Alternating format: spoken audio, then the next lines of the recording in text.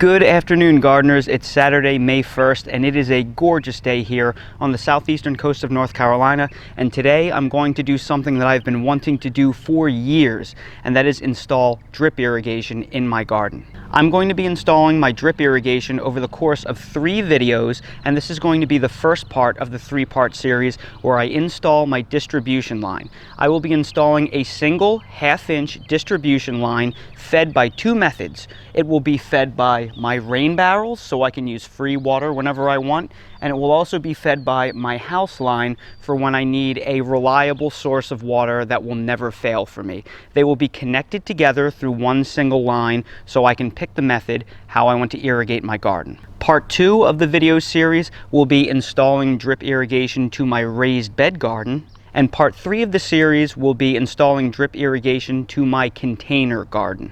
Now, before I get started, I'm going to give you 3 tips to make installing drip irrigation as simple as possible. Now, I'm going to be throwing a lot of different parts out over the course of this video, and you must understand that drip irrigation needs to be customized for the installation because everybody's installation is different. So you're going to have to customize your parts accordingly. For the universal parts, like your leader hoses, your hose connectors, your Y shutoff valves, all of those are linked in my Amazon storefront in the video description because they are generic parts. When it comes to the actual drip irrigation equipment itself, I strongly recommend you pick one manufacturer and you stick with that same manufacturer for all of the drip irrigation parts. And that's because each manufacturer has its own individual tolerances and different manufacturers may not mate up correctly. I chose to use dripdepot.com as my manufacturer, but you can choose whatever manufacturer you want as long as you stick with the same manufacturer. I really think you should not mix and match parts. Tip number 2, I am using as many plastic connectors as possible. And the reason why is because I don't want dissimilar metals mating together because they tend to corrode and adhere together over time. It wasn't always possible to source plastic connectors, but everywhere I could, I did. And tip number 3, I strongly recommend you invest $9 or $10 and you get one of these universal tools that's made for cutting the drip irrigation tubing and punching the holes in them. This $10 investment will return itself tenfold on you. It is a massive, massive time saver and will make your life easier. Now that we went through all 3 tips, let's get started with the video. Now, before you get started, the very first thing you want to do is you want to lay out your distribution line in the sun in order to soften up. The distribution line tends to be very firm and it's easy to kink up. If you let it sit out in the sun, it will warm up and it will get much softer and more pliable and easier to work with. The first thing that we're going to do is set up the house line that will feed into the distribution tubing, and we need to start with one of these backflow preventers. And then that will couple onto one of these pressure regulators. This is a 25 psi pressure regulator. You must use a pressure regulator in the installation because the full pressure from the house will blow apart your drip irrigation tubing. So this pressure regulator will make sure that your distribution lines do not bust apart. So at my outdoor house spigot, I installed one of these Y diverters because I wanted to keep my garden hose connected at all times as well. So onto the second end, which will be reserved for the drip irrigation, I'm going to screw on this backflow preventer, and then to that I'm going to screw on this 25 psi pressure regulator right here. This will prevent my distribution lines from blowing apart. So that's going to go attached onto that, and then onto this we will connect our leader hose. And what I'm going to use to connect is this 10-foot long drinking water hose. It is UV stabilized and it's certified for drinking water, so it shouldn't have any strange chemicals in it. And I'm going to connect this to the other end of the pressure regulator. And the thing I really like about this model is it also comes with a plastic connection. And this is linked in my Amazon storefront as well. It is very affordable. And then we're going to take this hose and we're going to run it over to where the rain barrel is. Now we're going to set up our rain barrel distribution system, and you have to start with a filter on the end of the rain barrel, and I'm choosing to use one of these compact T filters. Because the rain barrel is collecting runoff from your roof, there may be debris in it and you have to use one of these filters to filter it out. And the way this works is, here is the input. This input has a filter in it, and then you can pull this out. It has this cool little mesh screen filter in it, and you can clean that out, and you should on a regular basis to make sure your lines don't clog. You don't need to do this for your house line because that has pure water coming out of it, but you must do this for a rain barrel source. So now I'm going to connect this T-filter to the spigot output of my rain barrel, and this will just easily thread on there. And then the filtered water will simply come out of here. And that water will be filtered through the mesh screen here. Now, because this is coming out of the rain barrel, I don't need to put a pressure regulator in here because I'll be feeding the system with gravity. If I were to hook a pump up to this that would artificially use pump power to pump the water to my garden, then I would have to use a pressure regulator. Now that our T-filter is set up, we're going to take a second drinking water leader hose and we're going to attach it to the end threads of the filter. And now that this is connected, we are going to take that end of the hose over to where our house hose is. Now you can see this should work perfectly. So right here I have my 2 leader hoses. This one right here comes from the house line. This one right here comes from the rain barrel. So I need to join those together. And I'm going to use one of these Y shutoff splitters to do that. The problem is I want to use these 2 as inputs, and I obviously can't mate male to male. So what I'm going to use is I'm going to use these female ends right here that I have linked in my Amazon storefront. They will convert male ends into female ends. They have washers in them.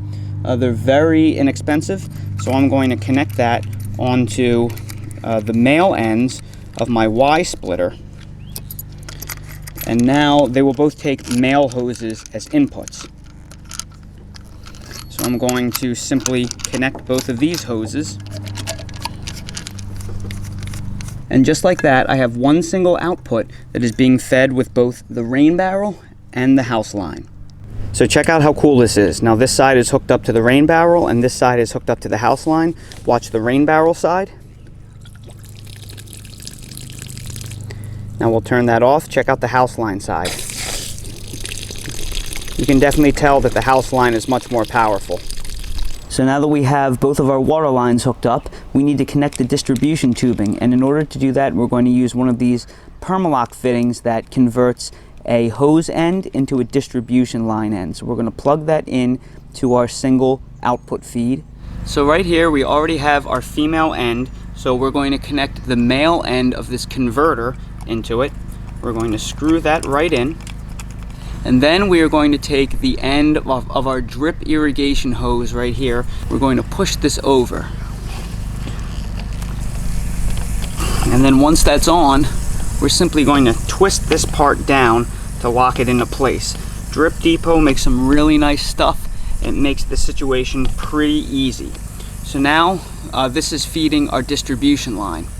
One pro tip, if you're having trouble with the drip irrigation tubing made up with the different connectors because it's too hard, you can either let the tubing sit out in the sun and get nice and hot, you can dunk it in very hot water, or you could use a hair dryer or a heat gun in order to warm up the distribution tubing. That will make it more pliable and it will fit into the fittings more easily. So I'm going to install 3 different zones of drip irrigation. One will be for my inner beds, one will be for my outer beds, and the other will be for my container garden. And to do that, I'm going to run the distribution line into this 3-way splitter, and then all 3 zones are going to come out of here.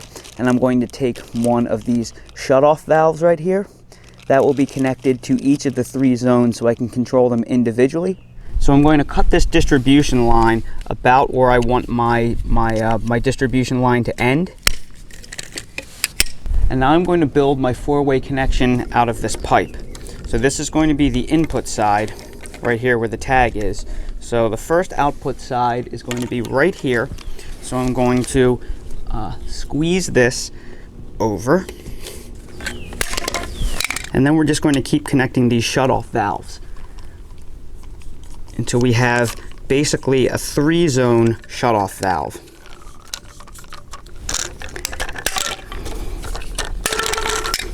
And now our 3-zone shutoff valve is complete.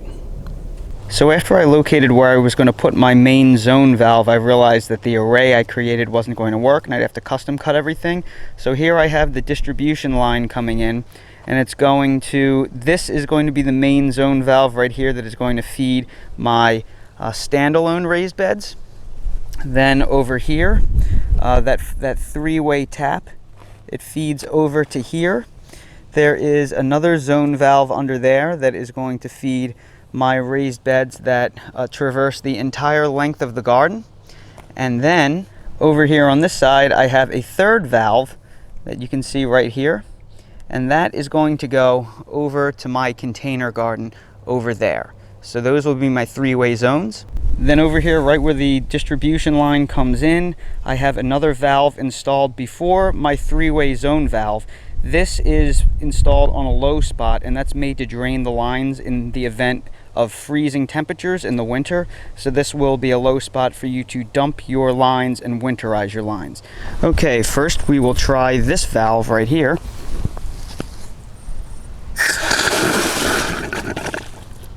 Well, that was quite a lot of build-up power right there. May have to get a smaller pressure regulator valve. 25 psi may be too high. Now let's try the valve that will feed the container garden. And that seems to be working very well. And finally, the valve that will feed my perimeter beds. And that is letting out a slow and steady stream of water. Now the last thing I want to do is check this drainage valve to ensure that this is in fact working. So that will help drain the line when it comes time to winterize the system in case I get a bad freeze in December or January.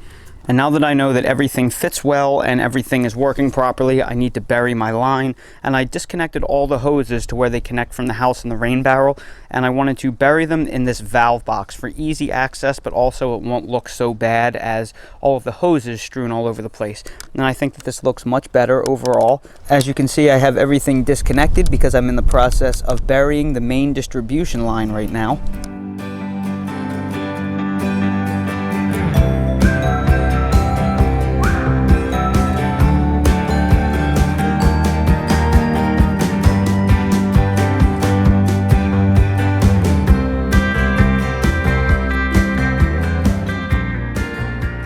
And here's where my main distribution line ends. As you can see, I dug a trench in the lawn, and I simply used one of these manual edgers to do it. I just pulled the distribution tubing nice and tight so it would be a straight line, and I used it as a guide, and I dug my edger into the ground, and I placed a little trench in a fairly straight line, and then I dug it out with my hand trowel just to get it kind of deep. So now I'm going to go ahead and I'm going to bury the distribution line. And here you can see the distribution line buried in the trench. So now I'm just going to go ahead and I'm going to bury that distribution line with the dirt on top.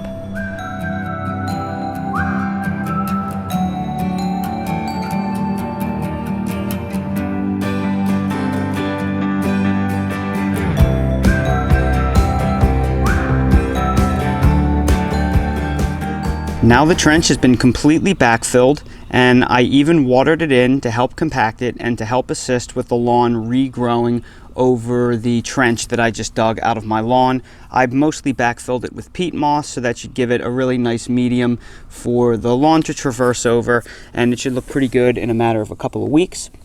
Now I just need to pull all of the slack out of here, and I have to reattach the end that goes into this female connector because I pulled additional slack underground. So I'm just going to recut this to shorten the run. Insert the male end into the female end of the Y splitter, and now feed this distribution line right on top, and then tighten the connector. And that will allow me to access the valves and shut off either the house water or the rain barrel whenever I want. And check this out right here. I wasn't sure if the gravity feed would make it all the way to my garden from the rain barrel, which is mostly empty because it's been so dry here. But when I turn it, look at that. It is pumping out a lot of water with really great flow. So it looks like the gravity feed will reach my raised beds without a pump. And that is pretty exciting. So Everybody, I sure hope you found this video helpful, and if you did, please make sure to hit that like button, and if you haven't already subscribed to the channel, please subscribe for future updates and more videos like these. If you're curious about any of the products that I used in my video, everything that I can link to is all in my Amazon storefront in the video description. Everything else I purchased through Drip Depot. Make sure that you keep an eye out for the next 2 videos, which will be installing raised bed drip irrigation and installing drip irrigation all the way out to my container garden. So thanks again for watching, and I hope to see all of you again on the next video. Boy, Dale, for a dog, you're a good-looking cat. You know that? You look all wrapped up like a sausage. You look like an Italian sausage. You're very handsome. You know that? You're a very handsome young lad. How come you get to be so good looking and I'm stuck with this mug? Boy, you have it made. You get the best seat in the house. Here, I bought this because it had a chase lounge and I haven't sat on it yet. Lucky dog.